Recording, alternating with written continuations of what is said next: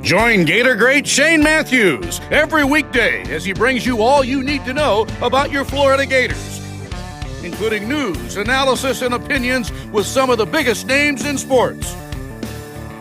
Find us on Spotify, Apple Podcasts, Google Podcasts, or wherever you listen to your favorite podcast. Or watch us live at 8 a.m. on Facebook, YouTube, and Twitter.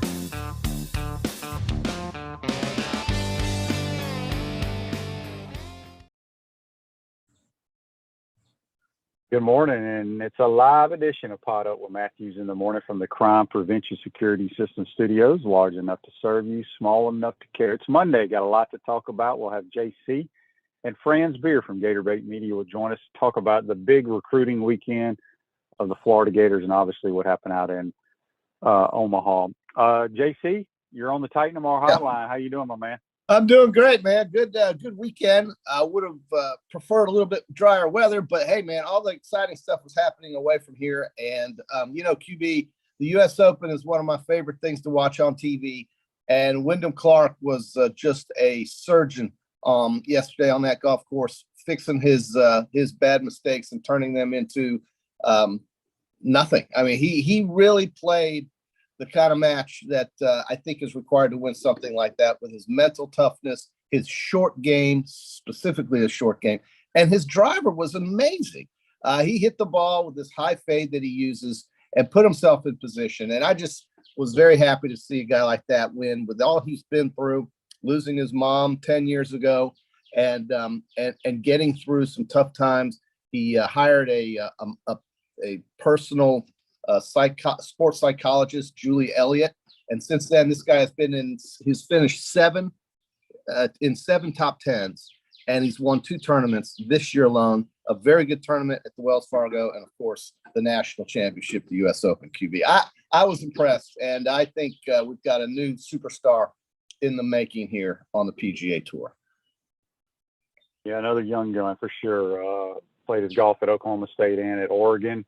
It was a good golf tournament. After day one, it was day one, as we talked about on Friday, was a joke, and then it toughened up, and it did. It was good golf. It was I don't know. I mean, that golf course has some really cool holes, but from a spectator standpoint, I thought the crowd was terrible. Yeah.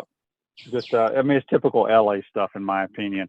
But yeah, congratulations to Wyndham Clark. I felt terrible for Ricky Fowler. Just didn't have it yesterday. No, 75. JC, on our Peachland Dental picks. Okay. You had Adam Scott. He wasn't around. Morikawa played okay. Rahm was terrible. Victor Hovland, I can't remember. You had Scotty Scheffler. Where does Sheff end up? 5th or 6th? No.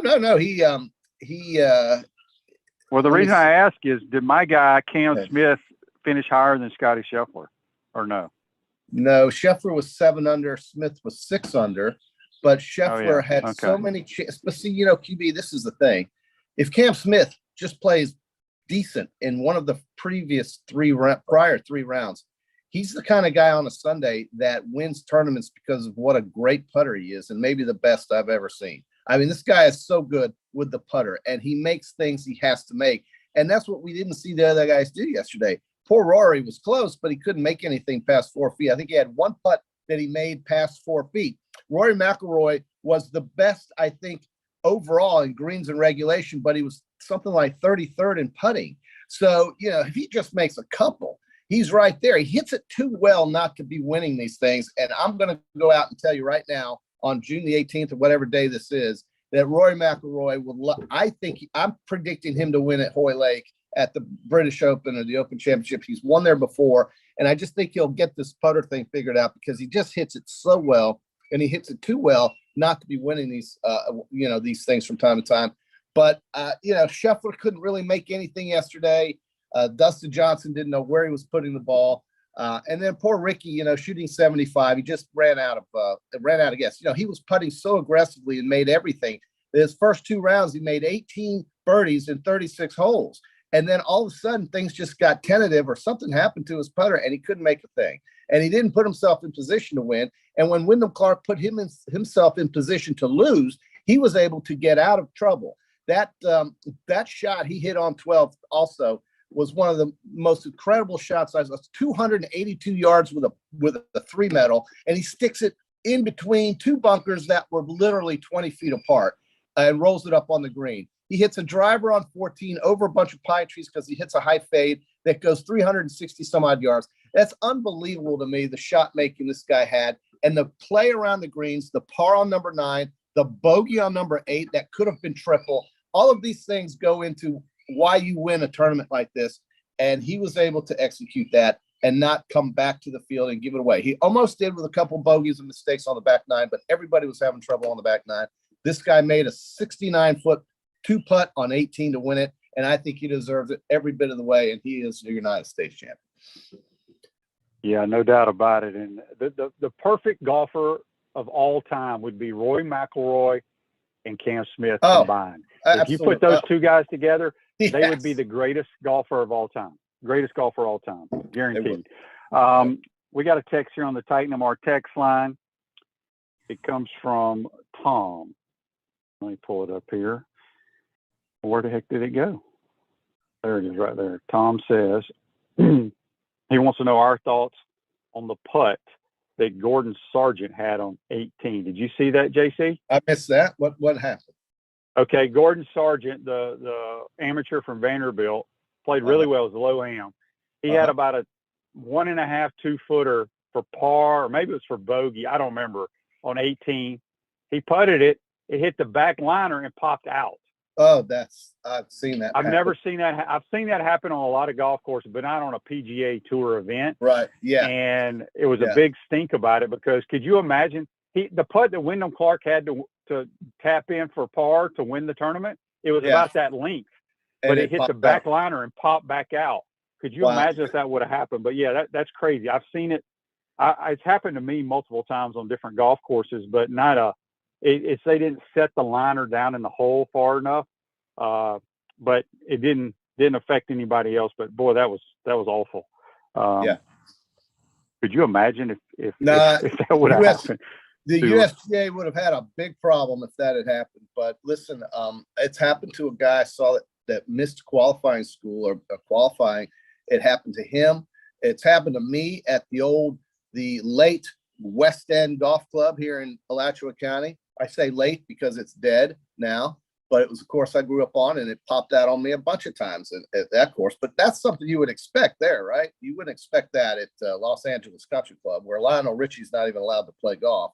So I certainly think that that's embarrassing. But, I look at these scores, QB, -3, -4, -5, -6, and really only 3 guys finished better than 6 under, and Scheffler, McIlroy, and Clark. And if McIlroy and Scheff just make some putts yesterday, we could have had a playoff. We easily could have had a playoff. Scheffler hit so many great shots, QB, out of the bunker, off the fairway, off the tee box.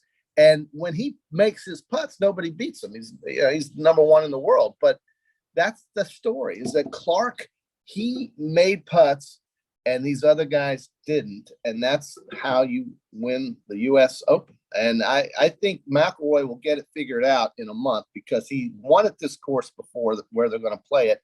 And I think he'll get his putting issue solved over there across the pond. But good for Wyndham Clark.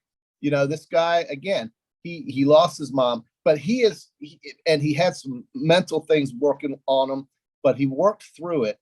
And when he won at Wells Fargo, I was wondering, who is this guy? And then when I watched his round yesterday, he's a mule. He just goes and works and powers the ball and makes some great shots around the green. The par on number 9, where he had to chip it out of the bunker, and he had to land it 20 feet in front on top of the hole, and it just rolls down. He just knew what he was doing with the short game yesterday. Some of the wedge shots he hit were just incredible on the back 9, QB. Just unbelievable wedge shots. I'd just as soon see those kinds of shots than some guy hit it 380 yards with a driver. Everybody can do that now, it seems like. But these shots around the green is what wins you tournaments, and he had those. And his mental makeup, not to get flustered when he was in the Barranca on number 8 and still make a 6 when he could have made an 8 or a 9 and lost the tournament right there. So he's tough, man. He's really tough. And I think we're going to hear a lot more from this guy as the years go on. And, playing the Ryder Cup too. Yeah, the Chris Doring Mortgage, they do mortgage lending right, helping home buyers throughout Gainesville and North Central Florida. Call Chris Doring Mortgage today at 352-244-0840. speaking with JC on the Titan Hardline. We'll have Franz Beard, second portion of today's program, recap Gators' big weekend in recruiting. Oh, man. Scotty says on Facebook Live, brought to you by Mel Law, I'll take last night's win, but we got to be better. Yeah. We almost choked last night. Look, here's the deal. Sully made a mistake. He said it in the presser. He took the blame. He talked to his team. The team had his back. Cade Fisher came in. They got it done. Look, it's baseball, folks. This is I'm going to say it again. It's the best team Sully's ever had. Not everything is going to go smooth. I had somebody texting me last night that we can't hit the baseball, blah, blah, blah. Our top four hitters, they're this for that. And I'm like, dude, it's baseball. You don't stay hot the entire year. They found a way to advance. They are sitting in the driver's seat now. Dude, with the pitching they have, the rest they're going to be on, there is no way we don't make the championship series now. Let LSU go battle Wake Forest. Hopefully those two teams, well, somebody's going to be in the catbird seat like we are. But, look, not everything is going to go smooth. Was it nerve-wracking? Hell, yes, it was. But this team found a way. Yeah. They found a way to. So Greg says on Facebook Live, so Lane Kiffin trolls the Gators and takes Austin Simmons from us. Let me tell you something, folks. I don't know why people care about this Austin Simmons guy. He's got a helicopter dad, one of these crazy-ass dads. I still can't figure out how you can have a grade point average or GPA be that high when you're a homeschool kid. So, look, it makes absolutely no sense. If he'd gone somewhere else, I wouldn't have a problem with it either. Why he's going to Ole Miss, I have no idea. But he was not going to play for us this year anyway. So I don't know why people care. I really don't. And plus, we ended up getting four stars over the weekend. So I will take that trade any day. Yeah. Florida did well on that recruiting front. Franz is going to talk about that. But QB, look, you have a team that hit 3 home runs last night in a ballpark that the ball generally, I guess with the exception of this year, does not allow for many home runs to be hits. And you've got a 5-1 lead. Waldrop is striking. He's had 12 strikeouts last night. And, you have to understand that Oral Roberts is very good. They're there because they pull out games, and they're very clutch. It's a good baseball team. And, so we had a mistake in the dugout. But they were able to play through that. And, Heyman has been clutch. He's been so good in the postseason. Rivera got the party started. If it's not him, it's Langford hitting the ball out, or, maybe Jack will hit one out here soon. He's due. But, Ty Evans has been tremendous, with the bat going the opposite field yesterday. And when you give pitching as good as Florida's, that kind of offensive production, you're likely going to win. There's a 90% chance you're going to win. And those Florida hitters know that they can go up there and free will it and swing freely without a lot of stress, because those pitchers that they have right now that Florida has are throwing as well as anybody in the country. So if you're really worried about the Gators, just think about the pitching and the way it's pitching right now. That pitching staff is clutch. Cade Fisher, he gets 0-2.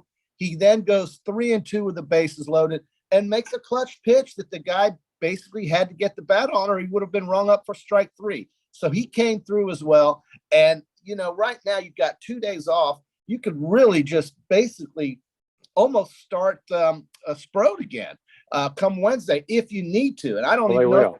Yeah, they probably will. So listen, you win this one more game, and then you play on the weekend for the national championship. And I think it's a great spot to be in. There should be nobody whining or complaining. The team is locked in. They are getting clutch hits, as we saw in that first game with Wyatt Langford hitting that home run, and then the pitch. I guess it was Evans who hit it, or somebody hit one before him to win that game, coming from behind in the 9th inning. And I'm thrilled right now. I'm glad that you don't have to play TCU tomorrow and then have to beat the other team twice. That's something you should be really happy about. But the team is coming through. They're clutch. Evans is really stepping up. And Cade Fisher he's as a freshman, he's got ice in his veins. And I'm really excited to see what can come out of it. I bet you I'm taking TCU to beat Oral Roberts. And now you just beat them one time out of 2 potential games, and you go to the weekend to play for the national championship in a best out of 3 series. So I don't know, but what else you want, man? I mean, 5-4 is the same thing as winning 5-1, QB. There's no difference whatsoever. None. Yeah, Joseph says, wait till baseball's over. Sully's loading up on some good transfers that haven't gone public yet. One did come. They did get a big transfer. I think a stud pitcher from UCLA is already committed to the Gators. So that's good. You know, LSU's entire team is made up of transfers. They're unbelievable. And I can't. Cliff says we've got Lagway coming. Who gives a crap about Simmons? Yeah, I watched the Simmons kid on tape. I shouldn't say on tape. It was like a highlight thing or something from spring football. I kid you not. I'm not sure where he's playing, but it's some of the worst football I've ever seen. The people he was playing against. I couldn't believe what they were doing defensively. I was like, are these people serious? So anyway, it makes absolutely no sense why any of those quarterbacks are going to Ole Miss with how many they have that have actually played. You know what I'm saying? It makes no sense when you think about it. I agree. You're going to see one of those 3 they have right now likely leave. And, you know, because you don't want to but I don't think they're going to have time because Spencer Sanders I think he's a 5th-year guy. Jackson Dart's going to be their starter, suppose. He's not going anywhere. Right. The best quarterback on their roster is Walker Howard, the kid that transferred from LSU. He's the one that Billy wanted. For some reason, we didn't get him, but I've seen him. He is legit. The other ones, they can have all the other ones, quite honestly. Joshua says, QB, did you see LSU is almost to 20,000 Jello shots in Omaha? Oh, wow, I did not see that. That's a lot. They played one game. They play again today. If they've already gone I don't think their people are even out there yet. Well, no. Majority of their crew ain't there. No, our friends are leaving this week to get out there because they've already assumed they're going to be playing on the weekend, which is a smart assumption. You know, they've got a pitcher that's going to be the number 1 or number 2 draft pick, and he's going to make a lot of money in the major leagues. He's an outstanding pitcher, Paul Skeens, I guess his name is. Skeens. Yeah, who pitched for Air Force for 3 years. That's hard to believe. I didn't even know they played baseball in Colorado Springs, but this kid is amazing. He's only a junior, but he'll go pro, and we'll see him on the weekend. We're going to have to beat him, folks. Just get used to that idea. Where Florida's bats are going to be up against this guy who's going to be, 1 or 2 draft pick in the big leagues. But that's fine. Let's not get ahead of ourselves. Let's beat TCU or Oral Roberts one time on Wednesday and be done with it, and then rest up because they're going to have to beat Waltrip and Sproat. So that's the way I look at it. Is Florida's depth pitching is going to be outstanding to give us the chance to win it all. And a timely home run here or there with 2 runners on base wins you baseball games. Doesn't matter who's pitching against you or anything. You just got to get guys on base.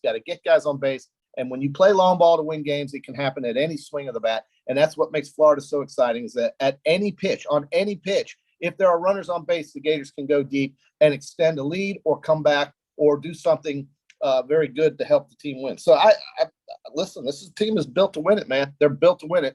We'll see if they can do it because LSU is going to be probably the team they play. But I'm not going to get too far ahead of myself. Wake Forest is very good, and TCU is tough, and Oral Roberts is tough, and so we'll see. I mean, Stanford has a pitcher that I would be more scared of the Stanford guy who started in their first game than maybe the LSU guy, the big left-handed guy that throws a lot of off-speed stuff that's outstanding.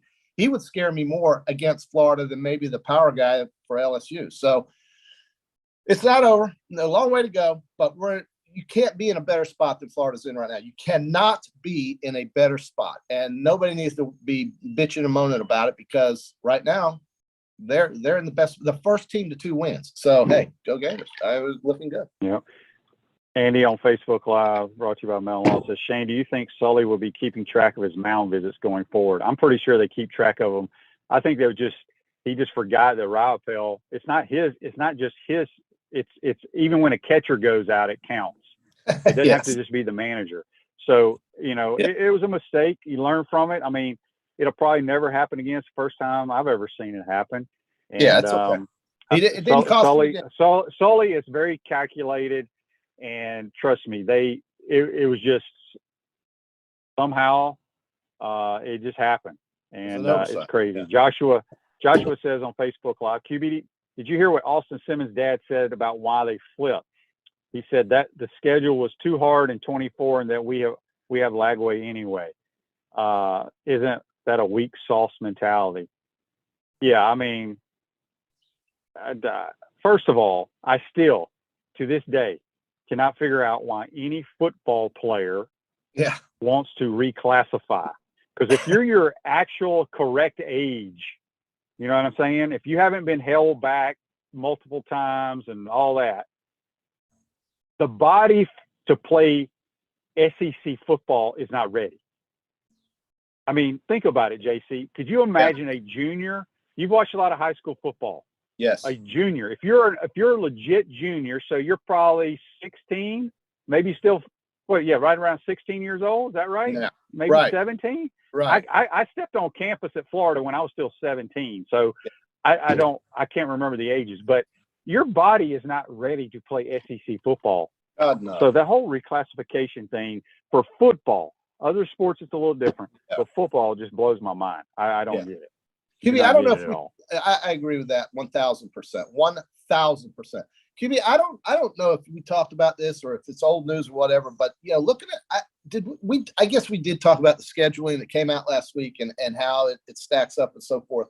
And I'm sure we mentioned it, but when I look at Florida's 24 schedule with all three state teams and the game that they're going to have at Texas that year, and I look at all these schedules, why would anybody outside of the SEC, unless they just clearly hate the SEC, criticize the league? Because for a short period of time, it chose 8 games with one Power 5 team. When you look at the quality of teams that are now going to be in the league starting in 24, why would anybody criticize that? I mean, does anybody have any idea how hard it is to get through this league? And Texas and Oklahoma. Who's criticizing it? Well, I think you hear guys from the Big Ten, the Pac-12, the Big 12, whatever. Folks said that SEC should go to 9 games, blah, blah, blah. And maybe they still will. But, to ease into it, I've completely gone 360 on this. I was begging for 9 games. And now when I look at what they've got in front of them and the fact that they've got all these non-conference games with Alabama going to Wisconsin and Florida going here and there and Georgia going to, Mississippi State going to Arizona State and places like this, I don't think there's a problem with any of the scheduling. And to tell you the truth, look at what the SEC did with Oklahoma. If you look at Oklahoma's schedule in 24, it might be worse than Florida's or harder than Florida's. So I think folks, and Georgia got a tough run to finally. Georgia's going to have a 24 schedule that's going to look somewhat competitive now after this cakewalk they're going to have this year. So I think. Yeah, I mentioned to Mike Morgan the other day when he was on the program. Because. The commissioner came out and said, during the SEC meetings in Destin that, I believe I could be wrong, but I thought he said something along the lines, nobody's won the national title when they played 9 or more conference games. And so listen, Greg Sankey ain't dumb. The SEC has won a ton of national championships, only playing 8 games. I think what they're going to reevaluate, year one, they're still going to be playing 8 games when OU and Texas come in. They're going to wait and see, okay, how many teams do we get into that 12-team playoff only playing 8 conference games? If for some reason we get screwed because of so-called conference strength of schedule or whatever, then I think they reevaluate and say maybe we do need to go to 9. But I'm with you. I've always liked playing the so-called cupcakes. I think it's important for the cupcake schools to get their checks. And I know those kids that play for those teams dreamed of being in the SEC or wherever, and it's an opportunity that they'll never get back. But this schedule that the Gators have in 2024, oh my gosh. Yeah, and there should be ain't no season ticket holders should be complaining about that schedule. No, and it helps to have the other schools on the schedule, out of conference. But the idea that you get 8 SEC games with 1 Power 5 game mandated, just for now, for the next 2 seasons, or for 24 at least, and potentially maybe even 25, I don't think is a bad idea. Now, when you heard them say that about no team that's played 9 conference games has won a national championship, did that mean that Ohio State in 2014 not have 9 games? And I can't remember. I don't like know. I said, I thought he said something along those. Maybe it was only one. I mean, I don't know. I just remember him saying something about playing. Well, Ohio State did win it, and they probably did play 9, but it was kind of they're the only team to do it, I guess. Well, listen, it doesn't matter. When you get 16 teams like this, and you put them in an algorithm that gets them playing each other, even with 8 games, I would rather play 9 games in the Big 10, Big 12, Pac, whatever it is. I would rather play 10 games in those conferences than 8 games in the SEC. Okay, and then 1 out of conference game. Again, Alabama's going to play at Wisconsin. We've got a couple of other teams traveling to other schools, and other schools coming to our places here down south. It's going to be, after this year, and I don't want to skip past this year because this year upcoming is going to be very important and exciting. But after this season, man, we're going to have tremendous games for the season ticket holders and for the television networks. And I don't know if it's a money issue with ABC or Disney, I should say, to get that 9th game.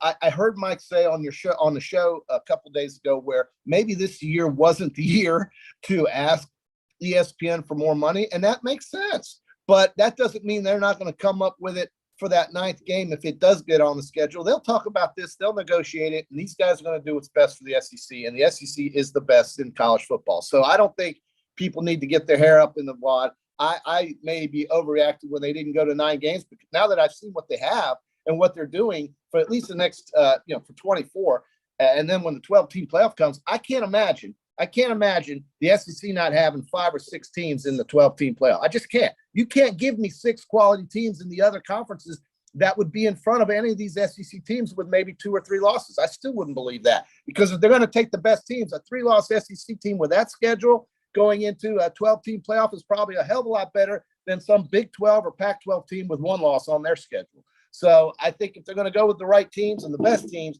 we still could get 6 teams in the 12-team playoff very easily. So we'll see. That would be great. Yeah. Joseph says Joseph's giving us breaking news here on Facebook Live. He says Spencer Sanders is going to come out that he can't play in 24 because of an injury. That's why Lane wanted another QB. Lane told another QB they wanted him, but didn't have a scholarship until one of their guys leaves. Lane told Simmons the same thing, so they decided to have On3 leak the story about reclassifying to put pressure on both schools to make a decision. All right, well, I'm telling you right now, I'm going out on a limb, JC. I will buy you a large pepperoni pizza if Austin Simmons ever plays more than Walker Howard at Ole Miss. And I feel like buying you a 5-star dinner if we keep having to talk about Austin Simmons. So, I mean, yeah, we'll get to him at some point. Okay, guys, just relax. You got plenty of good players coming in. And if Lagway is the guy and he ends up coming here, then you're not even going to think about this other fella. I mean, they got the Elite 11 going on. Alabama apparently has some guy named Sayin, or whatever his name is, Sayin.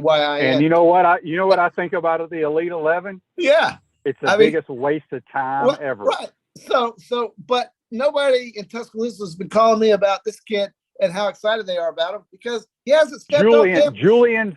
His name is Julian Sayin. Yeah. So, I mean, he's got the MVP at the Elite 11. Do you think me as an Alabama graduate is running around the house throwing a ticker tape parade because he won the MVP at the Elite 11? You guys got to get over this Austin Simmons news and just live your life. You don't get excited about your quarterbacks looking good in shorts and a t-shirt with no rush, throwing the ball to a kid that's not covered, to a guy that's not covered in the corner of the end zone. No, that for some reason doesn't really get me going, because when Georgia comes to Tuscaloosa, not one fan's going to be worried about any of this. They're going to be worried about those dudes with the red helmets and the black G on their head. And that's you know. The thing that I get a kick out of when I'm scrolling on Twitter is when people show clips of a kid at the Elite 11 throwing a flat route or a corner or a wheel route in shorts, and nobody's rushing him. There's nobody covering him, and they're like, man, this guy looks good. I'm like, at 53, I can go out there and look good in shorts. I can promise you that. All right, JC, we got to get to somebody that actually knows about recruiting. Okay, sure. And that knows a little bit more about Gator sports than we do. We got to get to Franz Beard. Let's go to Franz. Okay, we'll see you Wednesday, folks. Happy holiday, whatever. All right, that's JC. Join us on the Titan and More Hotline. Going to take a quick timeout. Come back. We'll be joined by Franz Beard from Gator Media. You're watching and listening to PodUp with Matthews in the morning. We want to take this moment to thank our sponsors who keep the show going and pay the bills. Our premium sponsors are Crime Prevention Security Systems, large enough to serve you, small enough to care. Titan MRI, Gainesville's only locally owned and operated MRI facility. Meldon Law, the only official injury and accident law attorneys of the Florida Gators. Peaceland Dental, Gator Nation's first choice for dentistry in Port Charlotte. Campus USA Credit Union. QC Kinetics, live pain-free with QC Kinetics. Dave & Buster's, eat, drink, play, and watch. Our gridiron sponsors are Auto ER, UF Bookstores, Celebration Point Town Center, Chris Doring Mortgage, Silverback Concrete Co., Ruse Ogre State Farm Insurance, Doreen Wibby, Realtor Caldwell Banker, MM Parish. Our touchdown sponsors are Adams Ribs, Gator Dominoes, Celebrate Primary Care, Gator Bait Media, Okido America, Style Cuts, Ironwood Golf Course, Big Mills Cheesesteak, McDonald's of Gainesville, 84 Lumber, Aver and Smith, Dowling Signs, Baker's Sporting Goods, Silver Cube Billiards and Sports Bar. If you're interested in promoting your business on the show, call Freddie at 352-284-3733. If you like what we're doing here, make sure to follow us and support the businesses that support us. Pro football legend Emmitt Smith understands your joint pain. It does not surprise me that there are a ton of people out there that's in pain. That's why Emmitt is such a proponent of QC Kinetics, offering real lasting joint pain relief with non-surgical, all-natural biologic treatments. Whether it's a joint pain, ankle pain, shoulder pain, neck pain, back pain, hip pain, any kind of pain, the body eventually will break down when it's under that much stress. That stress can cloud your judgment to the point that you'll just say yes to the scalpel or yes to another prescription of pain pills. But maybe it's time for a second opinion from QC Kinetics. The reason why I would recommend this is because the natural biologics that QC Kinetics is providing you gives your body a chance to naturally heal itself. Restorative, regenerative solutions are here. Get lasting relief and live your life. Call QC Kinetics, 352-400-4550. That's 352-400-4550. QC Kinetics, 352-400-4550.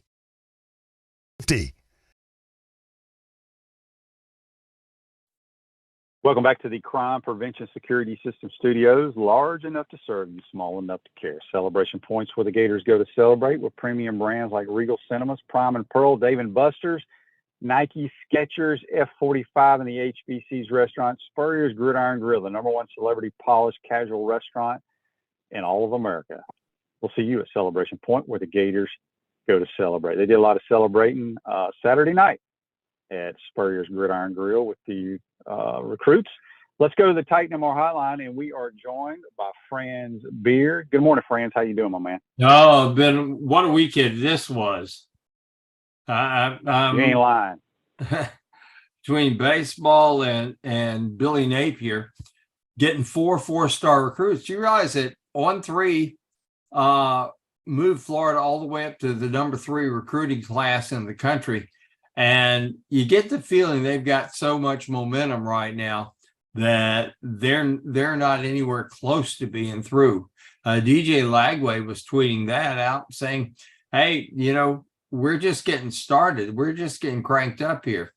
And if that is indeed the case, I'm telling you, this is going to be quite a summer for Florida football, and the future is looking really, really bright. I think some of these people who had, what was it? Mark Twain said once, reports of my demise are greatly exaggerated. Mm-hmm. Did I lose you there, Franz? Are you there? I'm right here. Oh, okay. Speaking of the weekend, we'll talk baseball here in a second, but talking about the recruiting, obviously, I guess it was Saturday morning. You get on Twitter and the world had ended because Austin Simmons says he's going to play for Lane Kiffin and the Ole Miss Rebels. I just, the whole Austin Simmons saga is just strange to me about reclassifying and all that. Do you think he ever would have played here anyway? I mean, what kind of player is he? Is he a better baseball player, Franz? Yes, he is. He's a left-handed pitcher who can throw low 90s at 17 years old, which means that most of those guys end up picking up anywhere from 2 to 5 more miles an hour, and he's already throwing 91, 92. So that means you're going to have a lefty with a 94, 95 mile an hour fastball or better. And, that's getting up there where Jack Caglione throws. Jack throws consistently 95, 96, but he can heat it up all the way to 99. And you get a lefty like that, those are dangerous guys. You want to have them on your team. But of course, as your previous guest said, Kevin O'Sullivan is loaded up with arms. He's got 11 pitchers coming in this next recruiting class. And they've got some really, really good lefties. I think they got 6 lefties out of their 11 pitchers. And you're going to bring back Cade Fisher next year, for example. And you got Phil Abner coming back next year, Caglione coming back next year. There's a lot of good pitching going to be here. So I think the cop out was the schedule's too tough. This is what his dad, David Simmons, said the schedule's too tough. And besides, Florida likes DJ Lagway. Well, of course they like DJ Lagway. DJ Lagway is probably ready to play college football right now, but he's staying in school for another year. In high school, that is what I mean. Well, what I told JC is, if he's worried about DJ Lagway, there's a kid named Walker Howard at Ole Miss. Oh yeah. If Austin Simmons plays more than Walker Howard for the Rebels, I told JC I'll get him a big, large pepperoni pizza, because Walker Howard's the best quarterback on that team, in my opinion. But I could be wrong. We got a text here on the Titan MR text line from Brad. He says, "Franz, what can you tell us about the 4 4-stars that Billy got this weekend?" Well, what a good recruiting haul he got here, because you take a look at what he's got. He signed he's loading up on defensive players, especially. You got 3 of those coming in. In Nazir Johnson, who Georgia really wanted him bad. He's 6'4", he's 300 pounds, can move really, really good. You get this kid, I'm thinking like your old teammate, Antoine Childs. Aaron Childs, 6'3", 225 pounds, an outside linebacker from Good Counsel of Olney, Maryland. If I'm not mistaken, that was the same school. We've gotten 1 or 2 players out of there. Back in the day when Urban Meyer was recruiting very heavily out there, we used to get players from that area. Amaris Williams, he was out of Clinton, North Carolina, 6'3", 270 pounds, an edge, a hand in the dirt edge rusher. And then this tight end, Amir Jackson, who's 6'5", 223 pounds, freaky kind of guy, Shane. They project him to grow another 17 to 20 pounds, which would put him up about 6'5" and 245. But he is so quick that there are a lot of people who say, he's not going to be your typical hand in the dirt tight end, but he's going to be a guy that is your move guy. You put him in motion, you flex him out, things like that. But he's constantly out there. And those kind of guys are real nightmares. I think everybody is looking at what Georgia has done with tight ends. And Georgia, I don't give Georgia credit for much, but I'll tell you what, they got a tight end factory there. And the guy they've got coming back, for my money, Brock Bowers is the best football player in the country. Yeah, he's pretty damn good. There's no question about that. Another text on the Titan MR text line from George. He says, "Franz, will we add any more players before the season kicks off?" I don't even know how the transfer portal works right now leading up to training camp. Are we allowed to add anybody, Franz? Yeah. Oh, yeah. Particularly if you can find a grad transfer. Grad transfers can transfer anytime they want to. But it's only a grad transfer, right? No, you've got guys who have been whose names were already in the portal. Now, the problem is going to be if you get a guy that wants to transfer from an SEC school, then he's got to go through the waiver process. But a kid whose name was already in the portal, before it closed, he basically can sign at any point in time that he wants to. That window doesn't close. But you can't just decide you're now all of a sudden Florida's got an opening. Your name is not in the portal. Okay, I'm just going to transfer right now because Florida needs a quarterback. No, that can't happen. You've got to sit then. But if your name was already in the portal, you can do it. And the other thing is this, Shane, a kid who's from Division I AA, who may have started, he doesn't have some of the same restrictions. Now he's going to have to go through a waiver process if his name was not in the portal. But I think Florida will look for a quarterback, maybe a kid coming out who's a JUCO that is still shopping, or a kid that was a late entry of the portal from, say, D1 AA. But they could get another quarterback. Yeah. And there are grad transfers out there. They have the ability to leave anytime, as long as it's the off season, of course, and then transfer in and play. All right. We got another text here on the Titan and Mark text line from Robert in Memphis. He says, Franz, have you ever seen a baseball coach make the mistake Sully made last night? Sure. So that's a new rule, right? Isn't that a new rule, or has that rule been around for a long time? Well, it's a fairly new. It's a new rule. Part of this deal about, okay, we're going to move up. We're going to shift things up. We're going to make it. We're going to speed up the game. And the other thing that's in there that Sully made that mistake, and I understand that. See, because Shane, it includes mound trips, include trips by the catcher. If the catcher goes up there and makes that trip, and this is where Sully lost count, was the fact that BT had gone out there already. So that was number 6.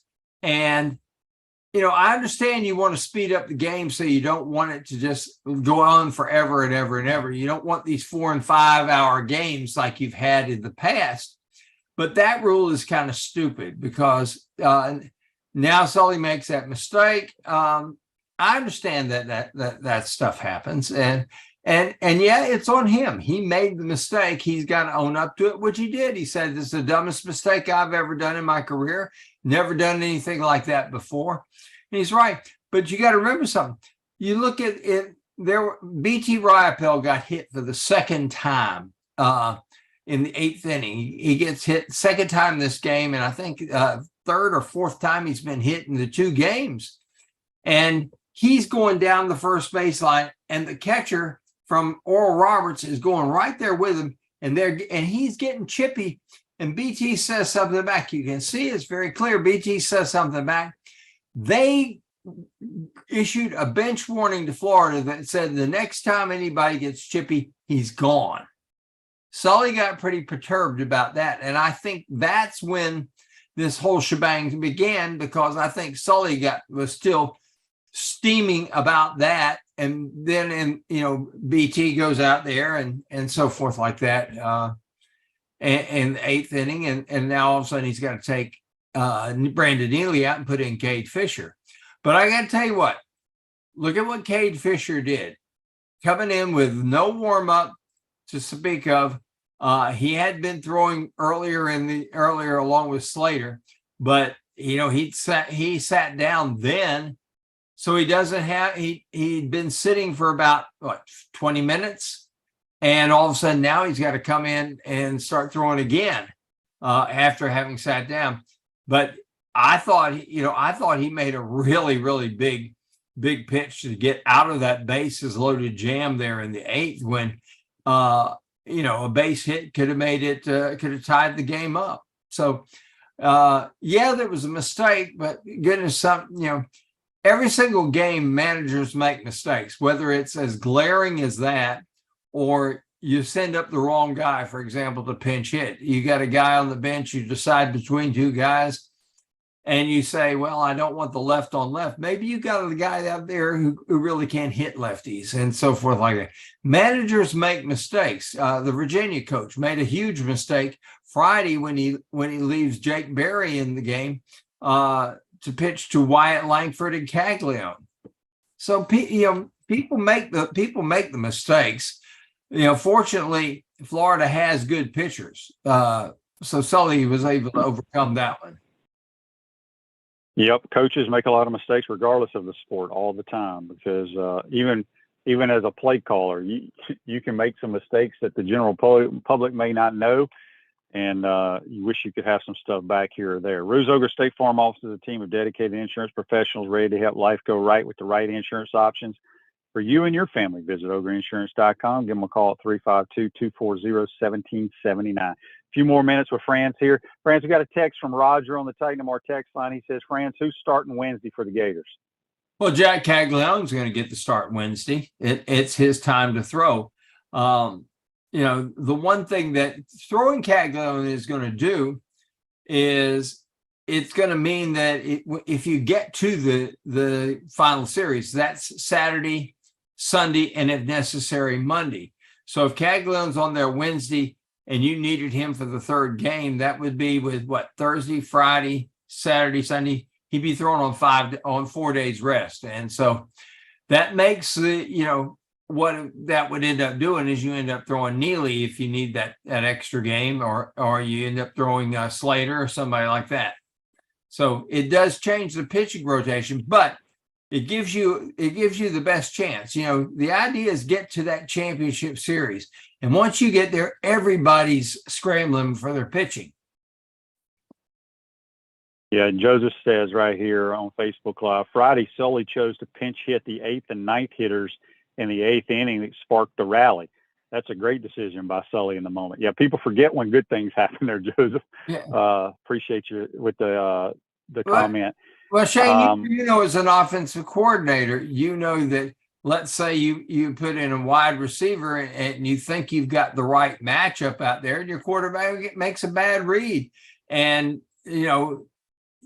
hey, it's a mistake. You put the receiver out there that you want to make the right throw, then the quarterback makes a bad read. Things happen. And you just get, yep. It's the name of the game, as you know, from both being a quarterback who audibled a lot. People don't realize how many times you audibled in a game when you were playing for Steve Spurrier, and you audibled probably 40% of the time, which is a lot, because you got up there to that line of scrimmage and you knew how to count. Okay, 1, 2, 3, 4, 5 in the secondary, or 5 coming, and you got 5 blockers. Okay, fine. That means you got one-on-one coverage, etc. So, make mistakes all the time. I mean, it's just part of sports. I tell people all the time, there's only one sport you can be in a perfect game, and that's baseball. And even in baseball, you throw a perfect game, you may make some bad decisions, but something, the ball bounces your way. So it's, Sully's done a great job. He made a mistake. It is what it is. All right, before we get you out of here, friends, we got another text on the Titanamore text line from William. He says, how many more guys do we have to be able to, it's long here, let me paraphrase it. He's saying, how many guys are committed in the 2024, and how many spots do we have left? As far as I know, we got 13 in, and right now, that's kind of an open question. Technically speaking, we've got 8 positions open, but you don't know how many guys are going to transfer out. It's a numbers game there at the end. You go into any season now. It used to be you would go in there and you would know, okay, I'm going to have 24 scholarships available to me because I've got these guys going. But now you got guys who are freshmen and sophomores who enter that transfer portal, and your ability to sign may go, you may have 18 open scholarships, and suddenly because of what happens in December, you got 7 more. And this is the thing, Shane, that's really screwing up recruiting, is because you got a coach that's got to promise kids. He's got to make a committable offer to kids. And all of a sudden you got a kid ready to go, and then nothing happens. And all of a sudden you don't have that spot available because somebody doesn't transfer out. Or you got kids that you've been recruiting, and because you don't, at a certain position, and now all of a sudden you've got a need because your right tackle, for example, it goes in the transfer portal, and you got kids that you could have had, but look at what happened. You stopped recruiting because you didn't know that right tackle was going to leave. So you didn't get that extra offensive lineman that you need. It's a very fluid situation now because of recruiting. I've never seen anything like it. And I understand why the coaches are saying, look, here's what we got to have. We are not going to stop kids from transferring, but we're going to change the windows. And that's got to change. It's got to be solid. I heard one person who said this, and I think it makes more sense than anything else.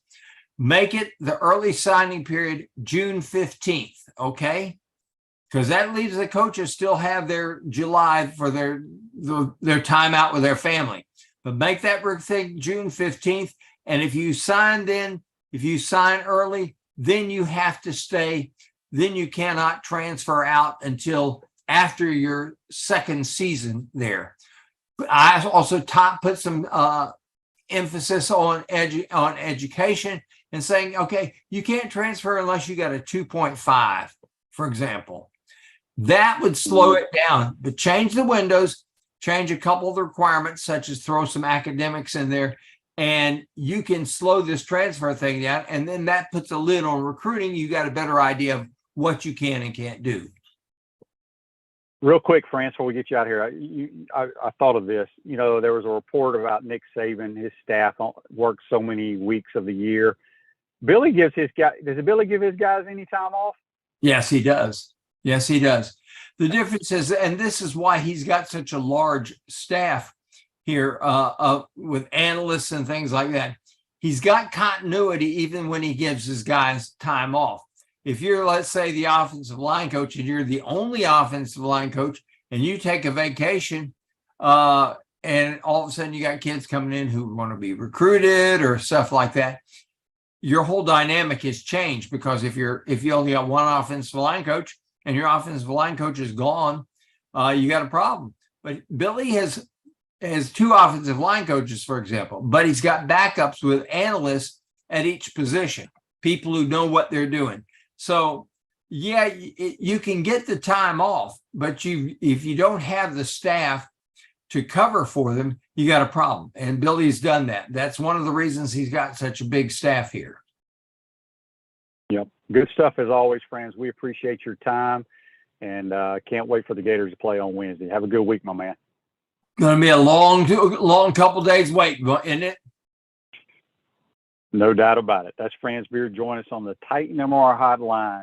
Let's get to This Day in Sports, which is brought to you by Campus USA Credit Union. Put some star power to work in your financial life with Campus USA Credit Union. This Day in Sports in 1961, New York Yankees Roger Maris hits his 25th of his 61 home runs on this date. That's brought to you by our good friends at Campus USA Credit Union. Silverback Concrete's a family-led team of heavy concrete specialists that build commercial structures with unrivaled quality. Again, I want to thank JC and Franz Beard for joining our program today.